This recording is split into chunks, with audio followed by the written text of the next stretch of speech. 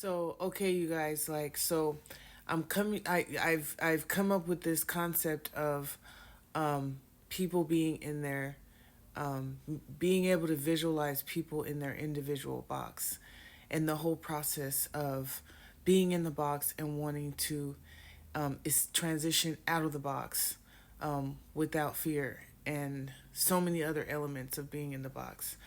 Um, this piece right here, I finished yesterday, and it's another extension of aspects of the box.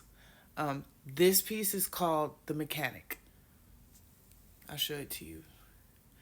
It's called The Mechanic. I called it The Mechanic because he's an it entity, is the engineer of the boxes, of the individual boxes. Because it's not just about creating a box and having the boxes together. Each individual box has to be strategically engineered to accommodate the person that has to be in the box so that they feel comfortable and oblivious to the fact that they're in the box. So the engineer has to put things in the box and have feelings in the box and have the other spirits in the box, which means like other people that are fictitious people. They're not even real people in the box because everyone's in their individual box. So whatever people are in the box with you are spirits, right? And so the engineer, the mechanic, the mechanic's job is to create those spaces.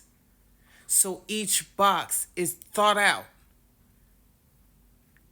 Each box is tailored to make the person in the box not want to leave and have no desire to leave and don't even think about wanting to leave in the box. And if they do want to leave out the box, which is the only way it's up, which means you have to die, they don't want to think about that transition. So the mechanic, the engineer, constructs the boxes and makes the boxes your reality. So the mechanic, the engineer, creates the reality within your box. So I would say reality is fiction. Because within the box, our reality is not real. The only thing that actually feels real to us is the trauma or the fear of transitioning out of the box. So once the mechanic creates your box, the engineer engineers your box, you're in your box, and it's tailored and made for you. Your whole reality was engineered for you. The only way to leave the box is up and out through fear. And then once you make it up and out, the keeper of the box makes sure that after your transition,